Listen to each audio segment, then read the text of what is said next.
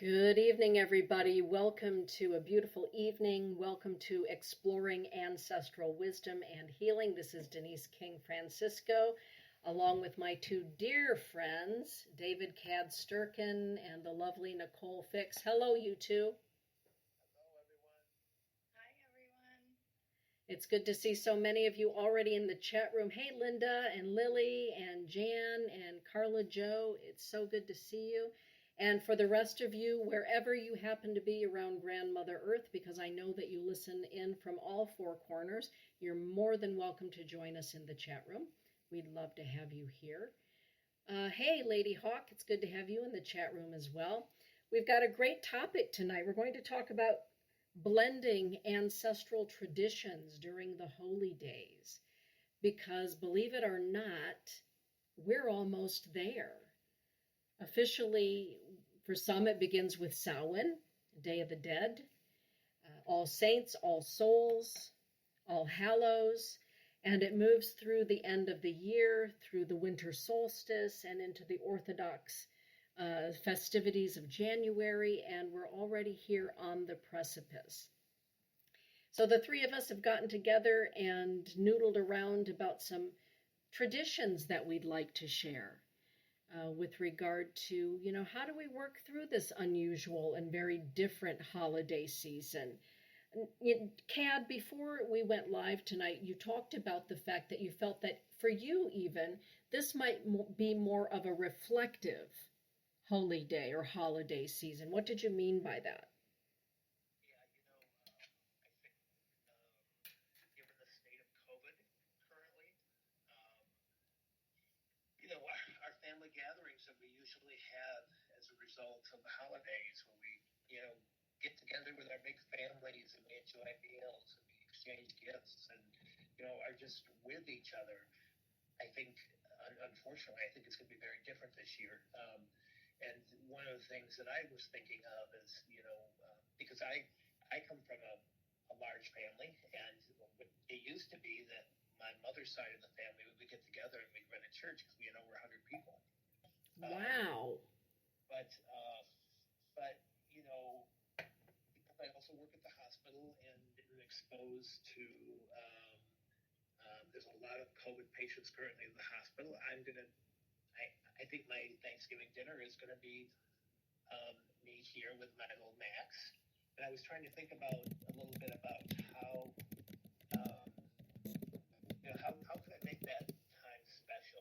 And to me, it is kind of more of a reflective time.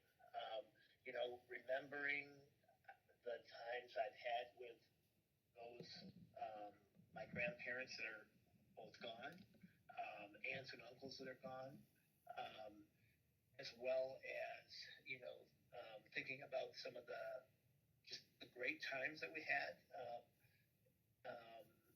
And really just kind of reflecting on those relationships that I miss in this earthly plane, but still know that they're there on the other side. And so to me, it seems like it's going to be a little more reflective of how do I fit into my family structure, and is my family how is my family structure important to me? So that's I think how I see my holiday season evolving for this year. Well, thank you for sharing that, Kat. I appreciate that. And I think a lot of people are probably wondering what is it going to look like for them this holiday season. Nicole, what would you add to that? What are your thoughts about that as a practicing psychologist, therapist? Well, yeah, I love the word being reflective, because I think this time is offering us such a, it's like a blessing and a curse in some ways, but ultimately, hopefully, a blessing as we come through some of the trying nature of these times. But for people to really go within and to be introspective, and to know that one difficult Thanksgiving does not equal all Thanksgivings being bad, right? So thinking about the good times and reaching out to loved ones if you can't be together, doing something so that you can still celebrate together, but also, incorporating your ancestors' memories. maybe from childhood on up until their passing, but those are still there in our heart, and that's, I think a big piece of the meaning of Thanksgiving and then the holy days is just what's coming from our heart. So. And that's a beautiful thing. I'm trying to adjust the volume because some of the folks in the chat room are saying they can hear me just fine, but they can't hear everybody else very well. Okay. Okay. Yeah. Talk a little bit louder, huh? Okay. Yeah, talk a little bit louder. Right. The other thing, Denise, I was thinking about, maybe you can speak about this a little bit, especially because this is a common practice in the Native American culture is the spirit plate. And setting a plate at your dinner table um, for your ancestor, or taking that plate and leaving it on your altar for a period of time. To me that's something else that seems like it will be a big part of, or a part of my Thanksgiving. I still have my altar set up from Owen, and I'm keeping it up, but just be able to set that plate there and allow my ancestors to experience the food from that. The one thing that I've wondered about is do you leave? So this is just a question I have, because do you leave the plate there for several days and then take it outside into nature, or is it a 24-hour thing, or what's your experience with that, Dana? Well, my experience of that, when we're putting out a spirit plate for the members of our spirit family to eat from, it's in the tradition as I've been taught it, the youngest member of the family, if there's a group gathering, it's the youngest member of the family that will put little bits of everything that's being served onto the plate. And it's taken outside so that spirit can also join us in the celebration, and they are served first. So the spirits are served first. And who are those spirits? Some of those spirits are our ancestors, those that walk with us. Some of them are our spirit allies. So they're fed first.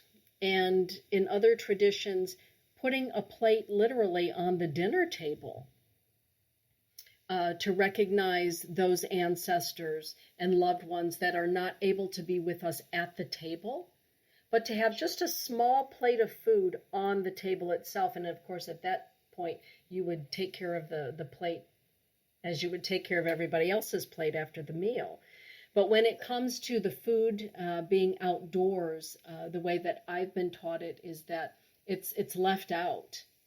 And it's left out until it's either eaten by the animals or taken by spirit.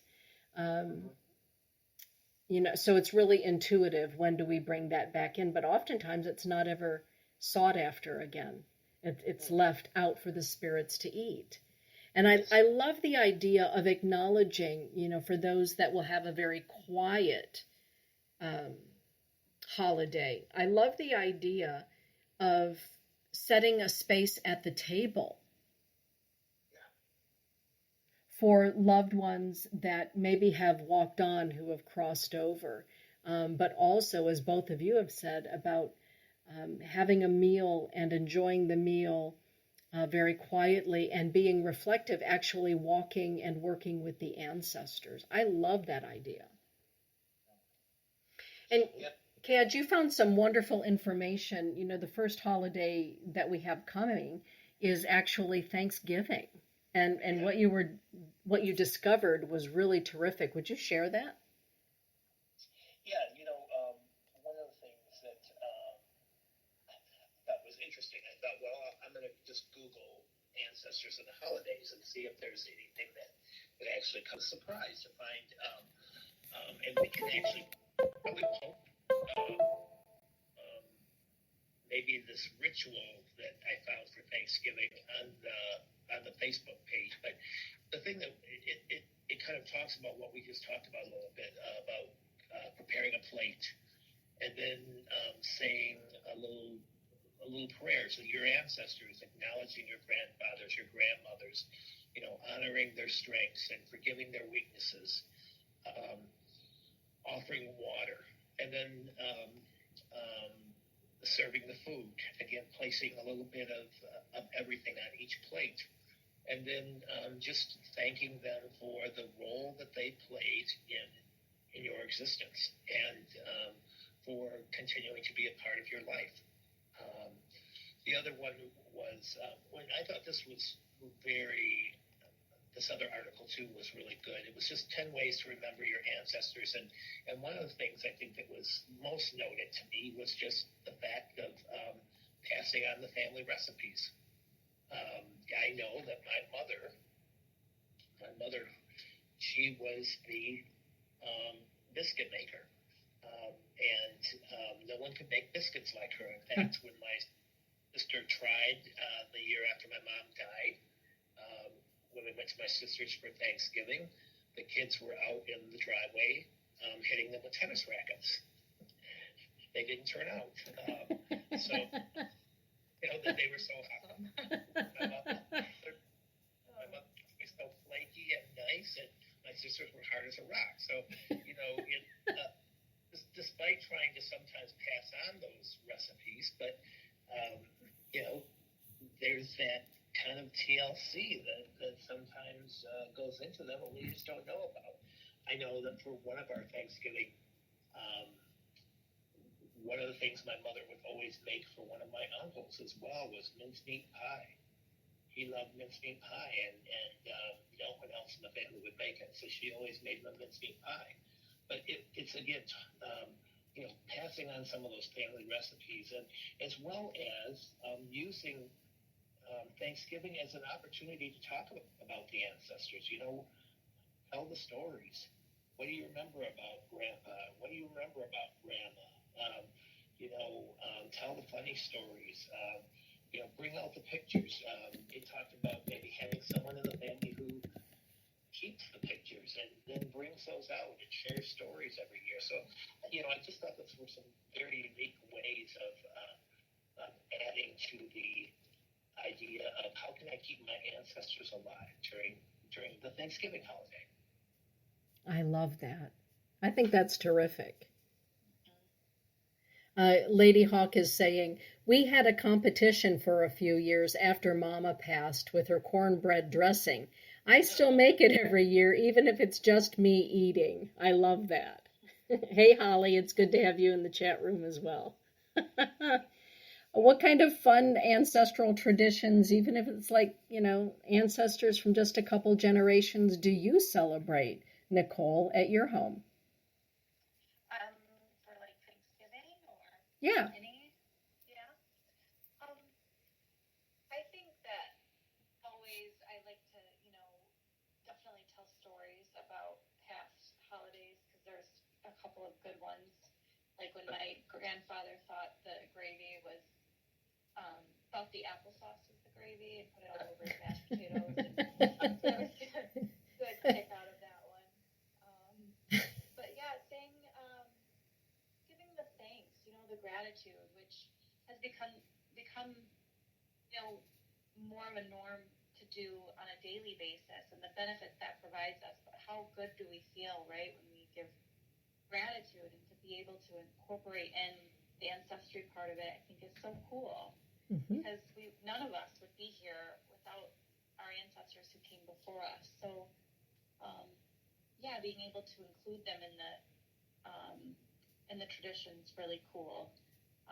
Dave's mom passed away 2 years ago in September, 2018, and we hosted Thanksgiving that year, and we had, we knew she would be joining us, and I think Dave, I don't know exactly what he did, but her sign to us is the ladybug. Aww. And there was a ladybug in our light in the dining room, like just hanging out in the light, So it's like, oh, there's, Phyllis, and half the family looked at us like we were crazy, but it's like you could feel, her presence was there. Like, so. I love that. Yeah, right? I love that. Carla Joe is saying, Mom made the pies.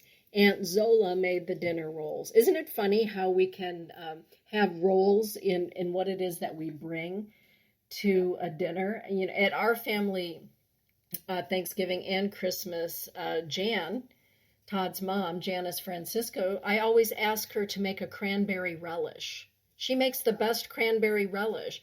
And it's one of those things that I grew up having cranberry relish. I don't make cranberry relish, but I sure do like it. For me, the tradition has always been to set a formal table. I love a formal table, and I am one of those people that went through finishing school here in Grand Rapids. And thank you, Jane Crombean from East Grand Rapids, for being my finishing school instructor. But we were taught how to, set a beautiful table. And I've always, for many years, utilized my adoptive great-grandmother's sterling, her silverware. And I recently gifted that to my niece, who would be her great-great-granddaughter. In fact, Nicole, it was Grandma LaFave. It was her sterling, because Todd and I wanted to create our own tradition of sterling. And by the way, there's only one silverware company in the United States that still makes silverware, Liberty Tabletop, if you're wondering. And Todd and I ordered Celtic pattern sterling. Oh, interesting. Wow. Absolutely beautiful. The sterling is incredible, and it's all Celtic knots and weaves and patterns. And so he and I as a couple have created a new tradition, still having a formal table setting, but with this different sterling. And of course, Elise gave me the stink eye, like, how come I'm not getting that sterling? That's so to quell the fish eye that I got the first year, I said, well, when my carcass is in the grave and my spirit is walking on the other side, this sterling will become yours, because Celtic ancestry is part of your ancestry.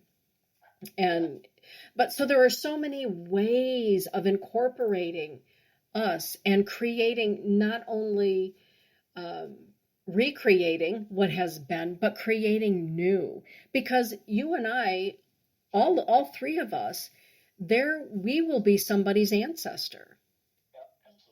And perhaps one day Easton will say, well, I remember when Granny chased Grandpa around the kitchen with this big old, gravy spoon. I don't know. But the stories begin to accumulate and traditions begin.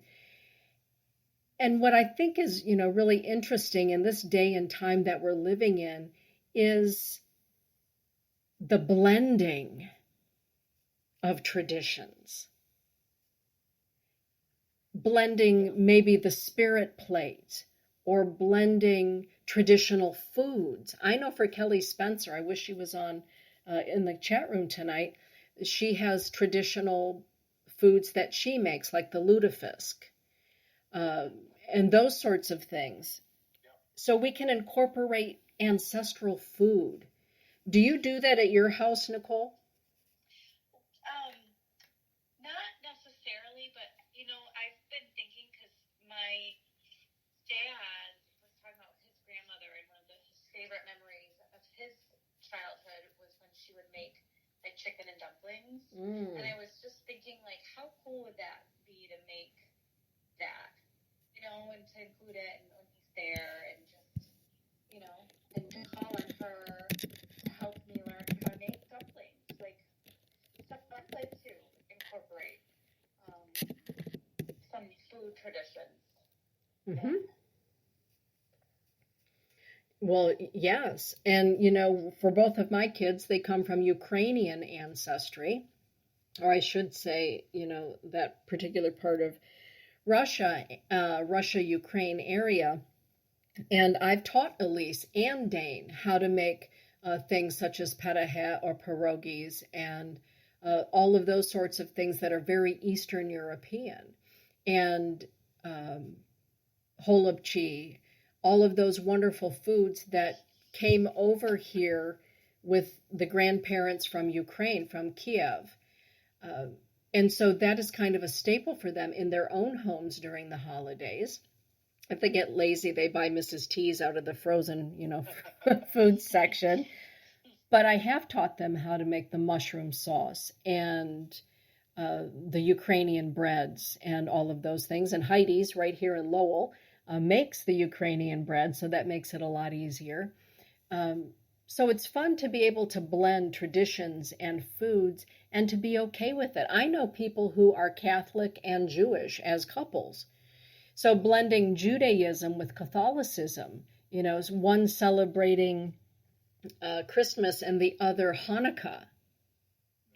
And now we have this wonderful ability to know about other festivities that are going on in the Islamic world and in Africa, and to blend them all, I think, is such a wonderful gift that we can give ourselves and our families. Yeah, you're giving me the thought of, like, with that in mind, of, like, reaching out to other family members of, like, what's your favorite memory from Thanksgiving, like, as it comes to food or something, and having a dinner that encompasses some of that, like, so cool for everyone to bring something, that blending the memories and creating new ones too. Right. Holly Hagen is sharing, my tiny Slovenian grandmother would make, I hope I'm pronouncing this correctly, Holly, potisha that weighed at least 20 pounds and gave them to her doctors, who were always surprised to receive them. I love that. One of the stories that we talk about always at Thanksgiving was, so my mom used to make stuffing by hand. Mm. Yeah. So, and we would help her. We'd rip the bread up. She had all the onions chopped up and all that stuff. And I remember the one year, something got added before it was supposed to, and we had to separate it all again.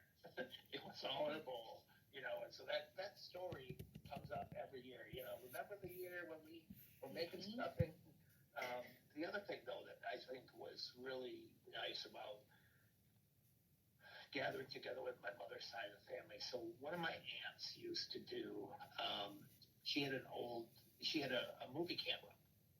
And as we grew up as kids, she did these home movies. Aww. And she always bring them to Thanksgiving.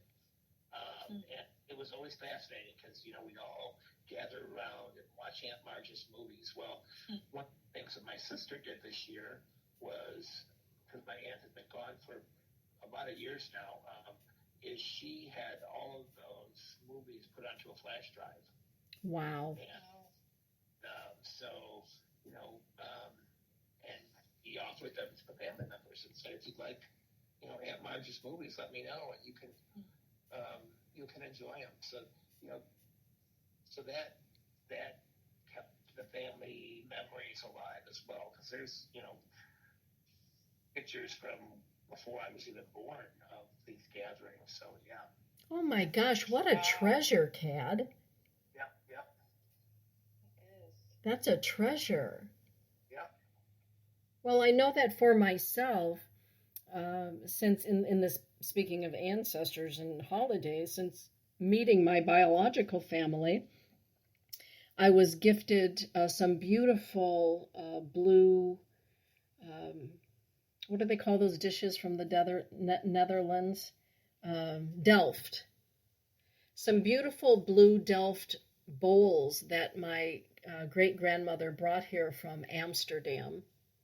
And I was gifted a beautiful little relish dish that my Granny King, used to use in her little sweet house in Hawkinsville, Georgia. And so I incorporate those dishes. I will put one of the blue Delft bowls and put a little something in it, and also some relish in Granny King's relish dish. And in having those items that my great-grandmother and my granny owned, knowing that they had been at my family's traditional dinners, even though I wasn't there. I can feel the energy of Grandma and Grandpa Erfman, who came here from the Netherlands, and I can feel the energy of that feisty old Granny King from Hawkinsville, Georgia, in those dishes.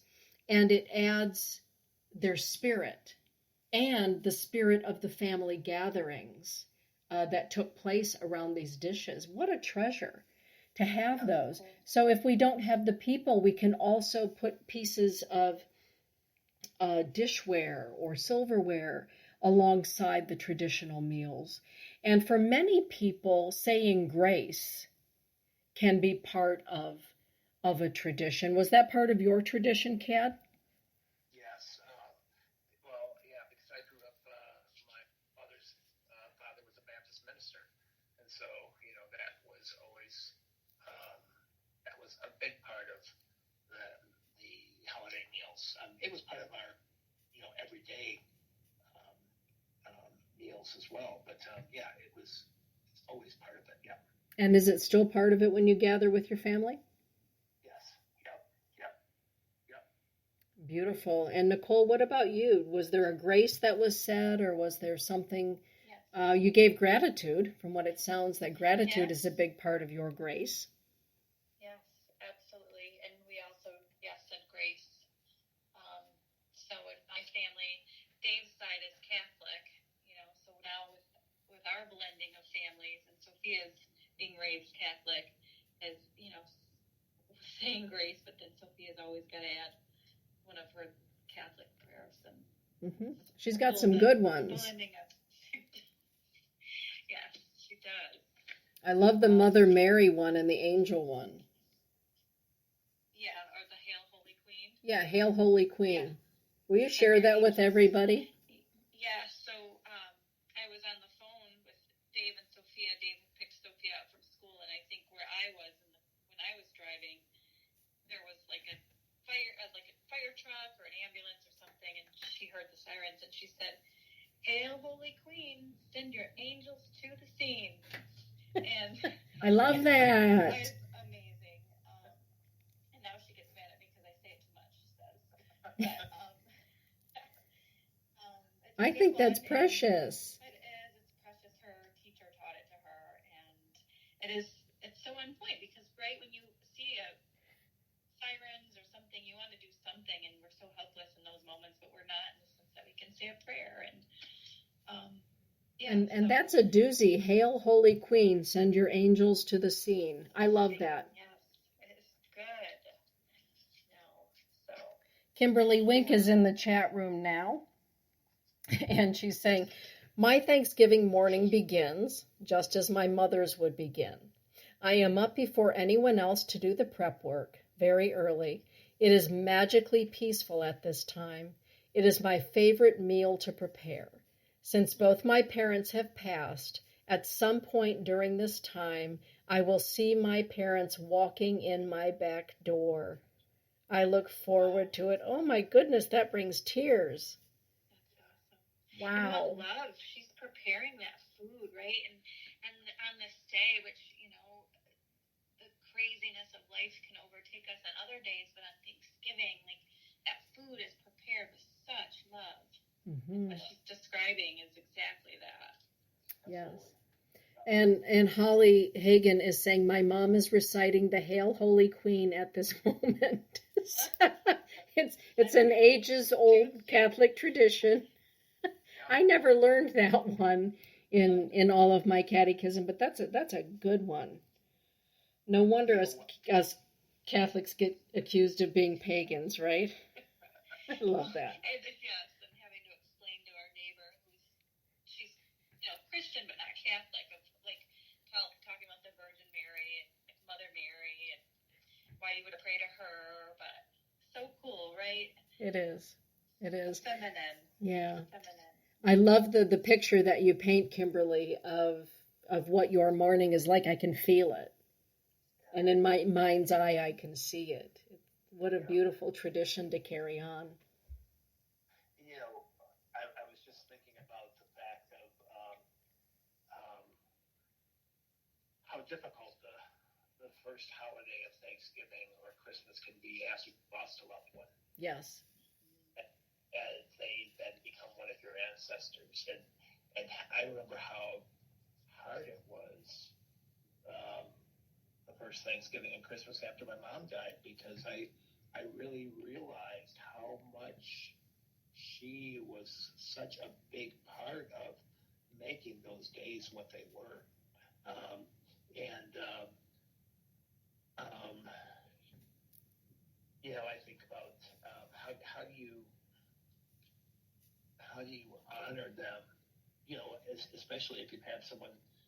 For those who've had someone pass this year, um, and we're coming into the Thanksgiving season. Is there an opportunity for us to honor that individual, and to acknowledge their presence in our life? That is a great subject matter, Cad. A lot of people have lost loved ones this year. Many hundreds, tens of thousands of people, millions of people have lost loved ones this year. And how do we honor them?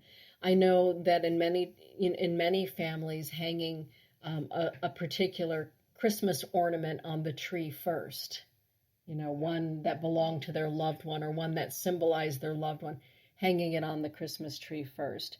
And I know in other traditions that there will literally be an empty seat at the dinner table in honor of. Yeah. It's interesting to me.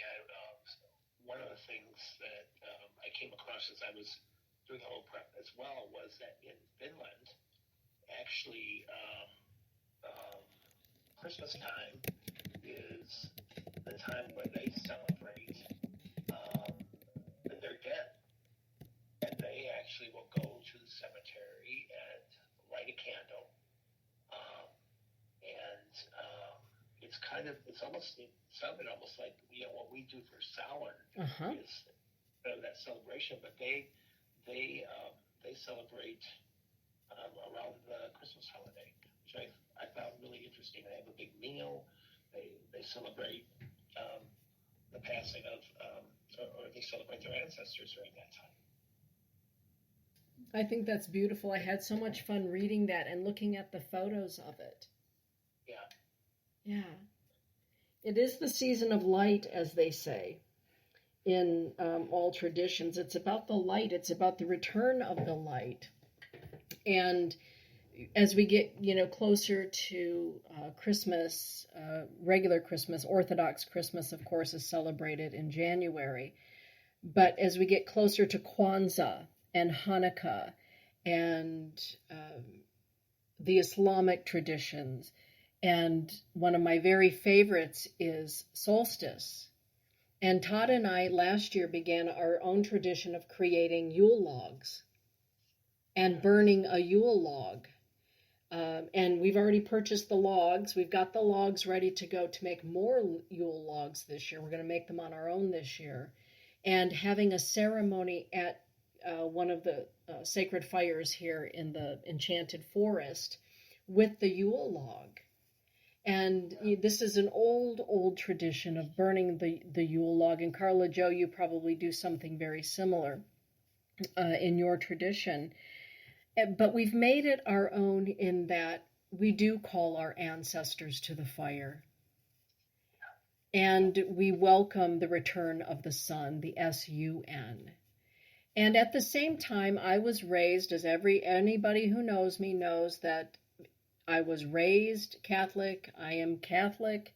I am many things, but at the root of it all, I am a Catholic woman. And so some people say, well, you can't do both. You can't do all three. You can't carry a pipe, you can't be Catholic, and you can't burn a Yule log. To which I say, baloney. Exactly. Well, you are all of that. We are all, well, thank you for that. Exactly, Nicole. Lily, our beautiful Lily, is chiming in. Well, each year, she said, us kids are learning my mom's recipes, and her mom, Delphina, has got some recipes, everybody. We hope we can master some of the family meal traditions like flan. Right, Dana? Oh, my God. Delphina makes the best flan in the history of flan.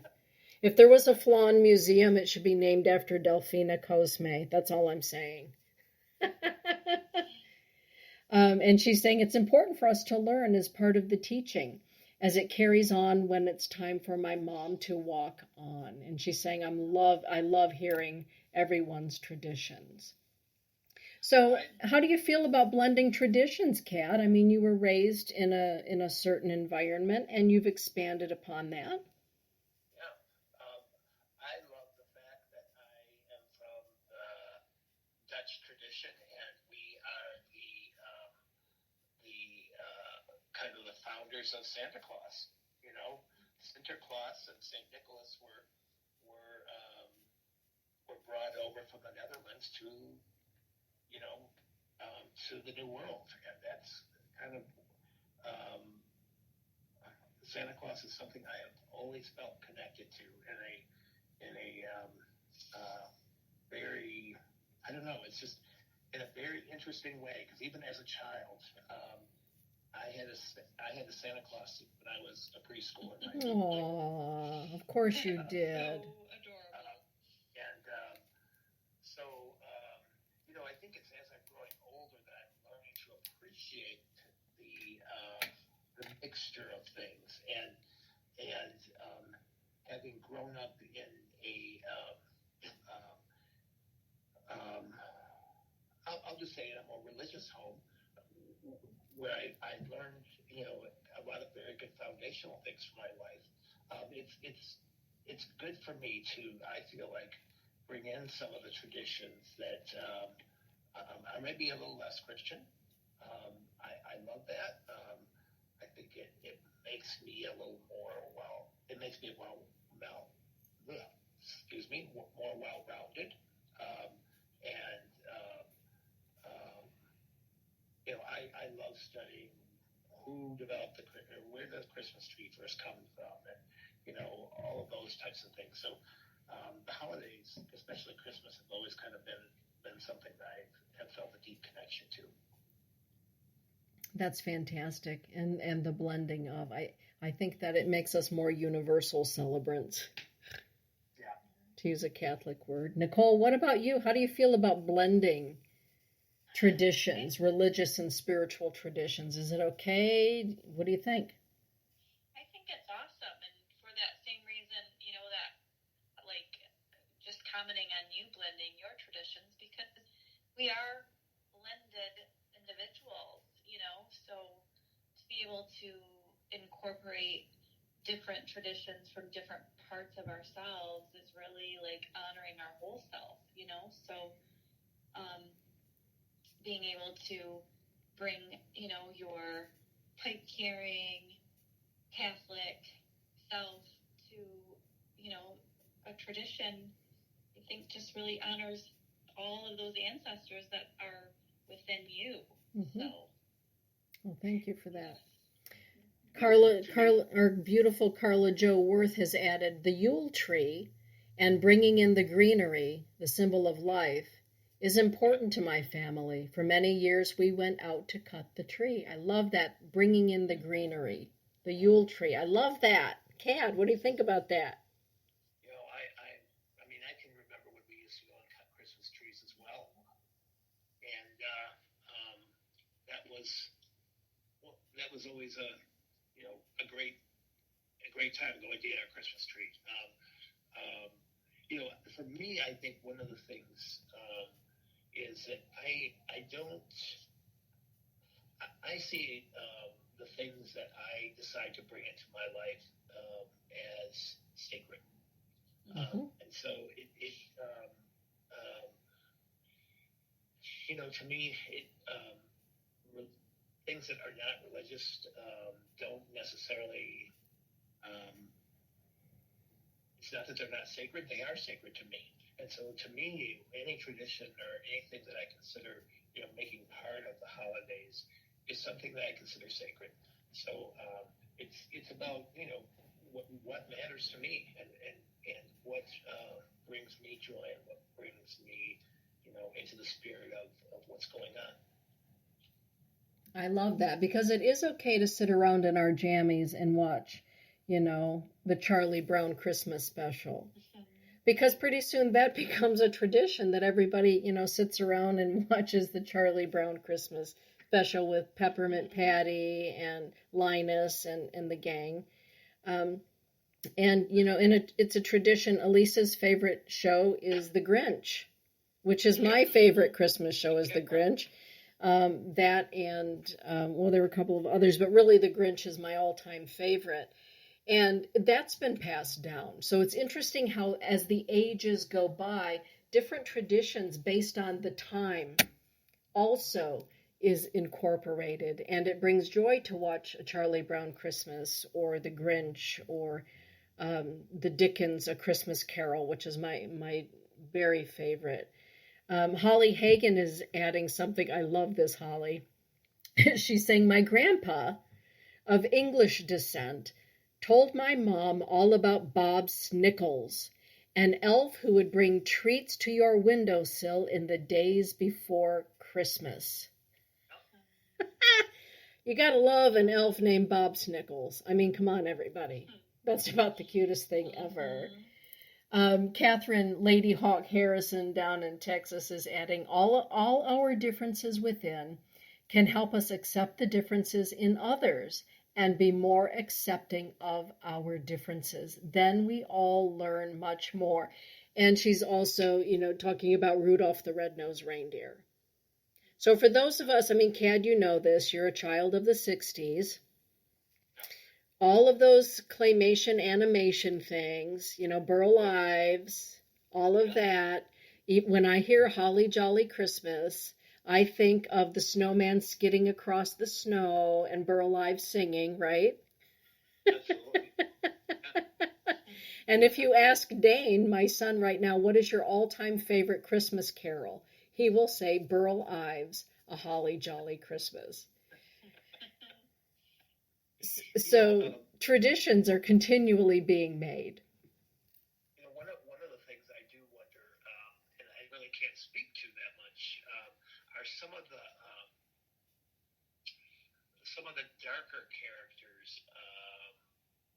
of Christmas. Yeah. So, there's a lot of controversy about Black Pete. Mm-hmm. Boss's little helper who apparently, takes the bad children. Mm-hmm. And then there's, and I don't know much about this character. I think he's from Germany, Krampus. So it's interesting to me that there are the very light, the elves, Santa Claus, but there's also some characters that are a little on the darker side of Christmas, which is fascinating to me. Mm-hmm. And when we think about, our celebrations, the celebration of Santa Claus and everything as we know it, it is what it is as we know it, but it's also metaphorical about the return of the sun and the birth of the sun again and the cycles of life, which is very hard for some people to digest. Yep. That the sun, S-O-N, can also be equated with the sun, S-U-N, and is equated with that. The return of the sun, the rising of the sun, the birth of the sun. Because even when we talk about the life cycle of the ascended one known as Yeshua ben Joseph, most place his birth actually in the summer. That he was a summer baby. And so as tradition goes and as mythology is created, all of a sudden we find ourselves in the blending of the Messiah, the ascended one, the teacher, the master teacher, the avatar, known as Yeshua ben Joseph, Jesus of Nazareth. He comes by many names, the peacemaker. All of a sudden we see a blending, and the blending of religion with paganism, with the earth religions. And when we really study why we even celebrate any of these, we can be led down a path and sometimes a rabbit hole that we were not expecting. And Carla Jo is even bringing up something as simple as this. coal in the stockings of bad boys and girls, which brings Santa Claus to being a judge. Yeah, exactly. Yeah. And frankly, with Rudolph the Red-Nosed Reindeer, that coach was kind of mean.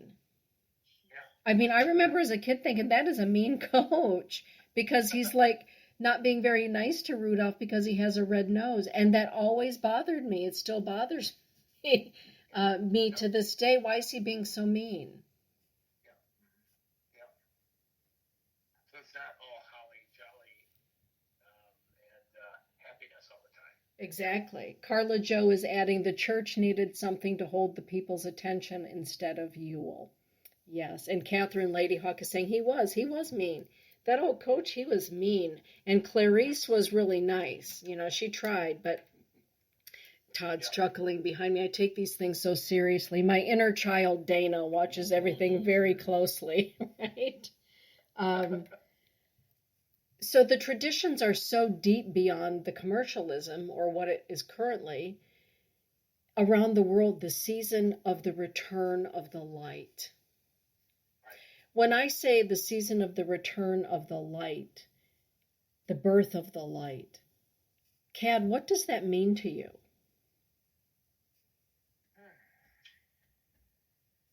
Well, I guess for me, it's the acknowledgement that we need to recognize that there is the light and the dark, that and that we don't necessarily have to be afraid of the darkness, uh, and that the dark and the light balance one another. Mm-hmm. And so, this is we're moving into the darkest time of the year. It's our opportunity to go within, to be like the bear and go into hibernation and really consider, where we are, what do we want to be, and just kind of think about, we've got a lot to think about in relationship to what this year has brought about in our lives, but the return of the light is just, to me, it's an amazing thing because it's just the illumination, the kind of the joy that comes with all of that is, I don't know, I love the to walk around at Christmas time and see the lights up. Me too. Just me, it's the reminder that the light is coming back. Mm-hmm. And, it's just something that brings me so much good feeling. Mm-hmm. So. Linda Griezak is weighing in on what you're saying, Cad, and she's saying, season of the return of the light could be a reminder that we are the light of the world. Yes. Yeah, absolutely. I love that.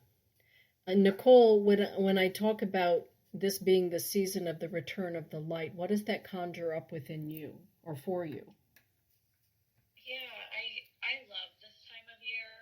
I love the longer nights, cozy fireplace, candles, like softer lighting, and so for me it's like Cad was saying, the balance of light and dark, but that during the darkest times of the year, symbolically, and taking it symbolically, are the most sacred and holy as well. So it's that, for me, it's that honoring of the darkness too, that there is meaning in it, there is beauty in it, and then we can celebrate when the light does return, knowing we never question that the light will come and return. I love that. Yeah, so much symbolism in that for when times are dark and tough, especially this year, right? Mm-hmm. I love that. And as I'm sitting here, I'm looking at my statue of the Black Madonna with the Christ child on her lap holding the sun. And which is very Ethiopian and very Egyptian, and looking at it, the symbolism of the fertility of the darkness, of the fertile soil of creation, the Madonna, the goddess, giving birth to the sun, to the return of the light. And the light is born out of the darkness, and every evening the light descends back into the darkness only to be reborn again in the morning, which is also a very Rosicrucian teaching. But the idea of the darkness, that fertile soil being the mother, and giving birth to the sun, to the light. And I agree completely, Lindy, that it is a reminder of the cycles of our life, that we have our own cycles. In when we follow the medicine wheel, this time of the year is the direction of the north, of Luta, the direction of the north, which for me is the color red of the white buffalo calf woman. And again, the goddess, the mother, the divine mother, the mediatrix, the birther. And it's the time to go within, and the time to go within very deeply within our own interior, knowing that when we go into the depth and the darkness, there will always be the light. It will always return. That Christ light, as many call it, dwells within us, and it accompanies us. I think the message of all of the celebrations of the holy days really are about our birthright, where we came from, and the cycles of our life. This is a reflective time, and for many people, this is a time that can be a bit challenging because it is a time to reflect. And the other piece of that, I think, which is interesting, that we as a culture have created this kind of chaos from Thanksgiving to Christmas with the busyness of our lives, where it almost becomes it's beautiful kind of reflection, because you're just running, trying to really get things done, to go here, to go there, and so we've somewhat, even though we acknowledge that that's something that really needs to be done during this time, the reflection, it's very easy to get caught up in the busyness of the season. I agree. And some people stay busy so that they don't reflect. And some people stay busy so that they can have the perfect, or they can give their children and their family the perfect Christmas, the perfect meal, the perfect gathering. Nicole, in your experience as a therapist and as a mama and as a woman, is there such a thing as the perfect Christmas with all the busyness? Do packages make a perfect Christmas? No. Does a perfect meal make a perfect Christmas? No. Yeah, it's the love, right? And the joy and being that imperfectly perfect. Yeah. The laughter. Because Sophia, she just, she doesn't have these huge wants. She just wants to, have laughter, right? So we don't, we can keep it simple and find so much joy and meaning in that. So, but it's become so stressful. It's just become such a stressful time, and I hear so many people say, I want it simpler. It's too much. It's not enjoyable. My son Dane is very much that way, and he came over today. And he just came, as he does. He is a very reflective person. And Cad, you know him pretty well, Dane. He is a very heartfelt person, and he came over today and just to visit, just to sit and visit, because he loves to do that. He is my romantic. Dane is a natural-born romantic. He is somebody who loves to talk about the ancestors.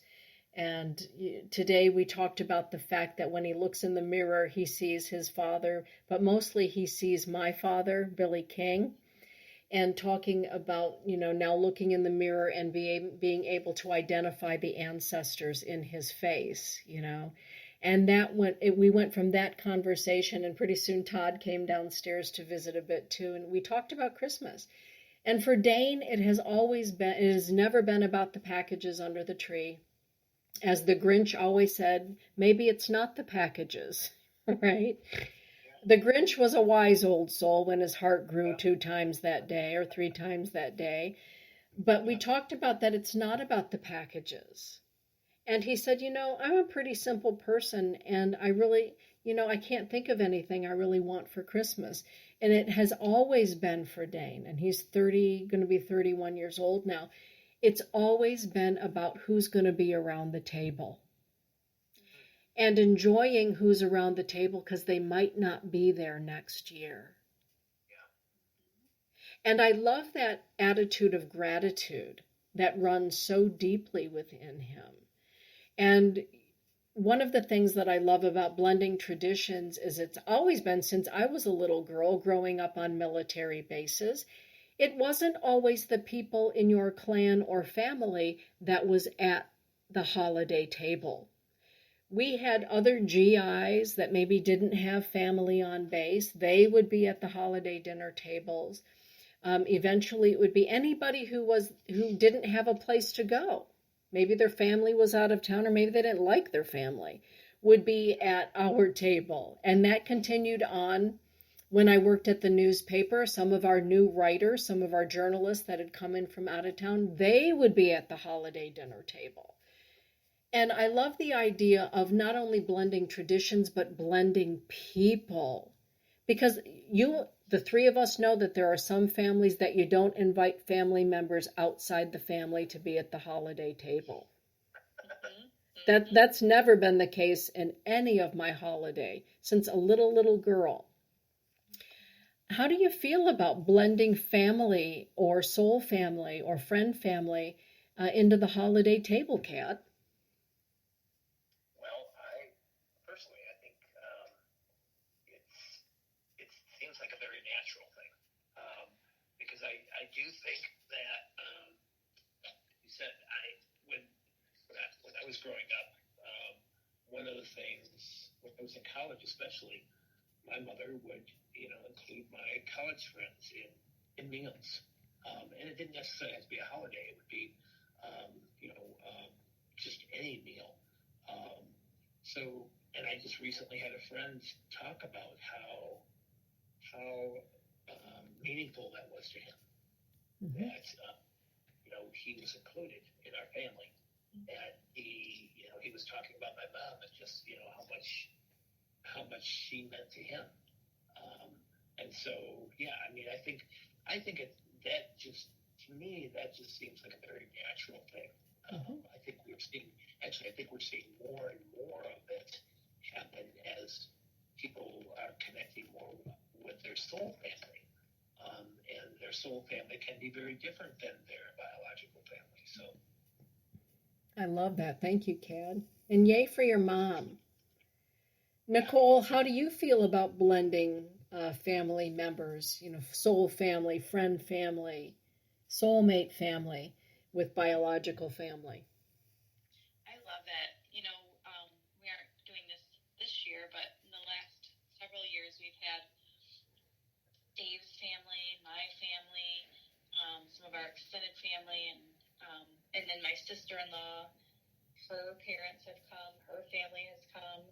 So just being able to open it up in celebration and in that space of gratitude. Mm-hmm. I think, the more the merrier can really, truly make it merrier. Mm-hmm. And how fun, if I'm just like visualizing what the both of you just shared, having everyone from their tradition bring something to the table. And, Kelly and Kevin Spencer are moving here to Michigan. I've never had lutefisk. I've never had some of the traditional Norwegian dishes that she's prepared over these many years from her family's traditions. But, as my daughter and Dane, they both said, oh, yay, that means that we have 3 more people at our holiday dinner table. And, with Kelly and Kevin and Kelly's dad moving here. And I welcome the lutefisk. I don't know what that is. I don't know if I'm going to like jellied fish, but I'm going to give it a whirl, right? Because I've eaten other things out on the reservation I never thought I'd eat at family gatherings, right? You both have been there.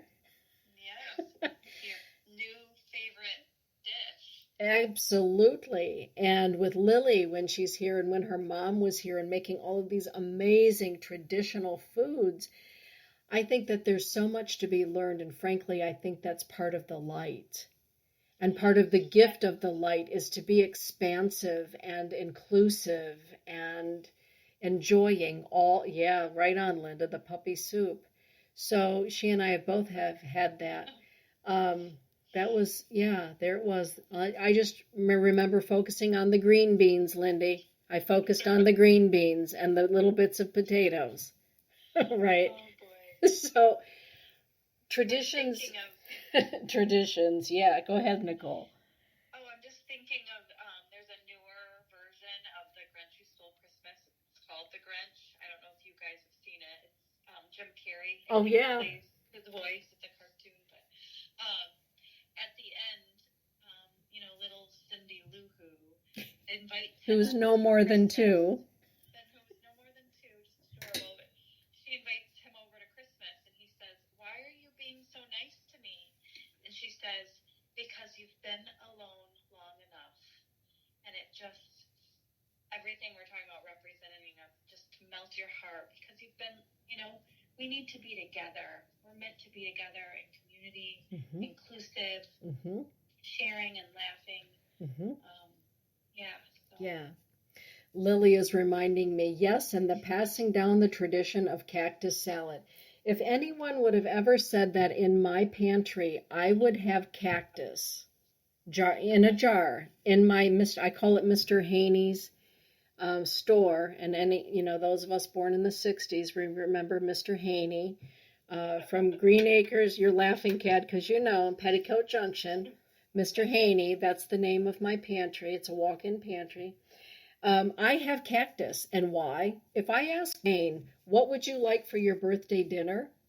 Because he went crazy over Grandma Delphina's amazing tamales and Aunt Lily's cactus salad. He will say, I would like to have enchiladas, and Mom, do you think we could have some of that cactus salad? Or when Lily is coming to Michigan, he'll say, Mom, do you think she's going to make some of that cactus salad? Years ago, cactus salad, what is that? Now, it is one of Dane's favorite dishes of all time in the universe. And so the traditions continue. And I think that's a great, good thing to allow the traditions to unfold, don't you? And to evolve. And to evolve. Yeah, to recognize that, as people move on and other people join the family, it may be that some things will go by the wayside, and new traditions will be started, and it's okay. I mean, I think that's just a very normal thing to happen. And it's okay, isn't it, Nicole, when things pass? Yes, it's okay. And the memory is still there, and and something new will be birthed that might, be even better. So. I love that. And it's amazing that when the traditions evolve, sometimes they devolve into the antiquity of a tradition. When we begin to look deeply into why we're practicing what we're doing, all of a sudden the antiquity of modern day becomes part of the tradition again, and that's okay too. And with that, we are past the top of the hour and beyond, and I'd like to thank everybody in the chat room. You've been a fantastic discussion group, and I can feel your energy from here. And for all of you that are around Grandmother Earth right now, listening in, thank you for being part of our soul family. Thank you for being part of our human family and our spirit family. Because, as the Sarge used to say, we're all in this together. And you're welcome, Linda. She's saying thanks for a wonderful discussion. Good night to you too, Kimberly. Cad, Nicole, thank you. Thank you for being part of my soul family, for being part of my traditions. And thank you for shining the way that you do. Good night, everybody. Have a blessed evening. Good night, Nicole. Good night, Cad. Good Good night. night, everyone. Good night, everybody.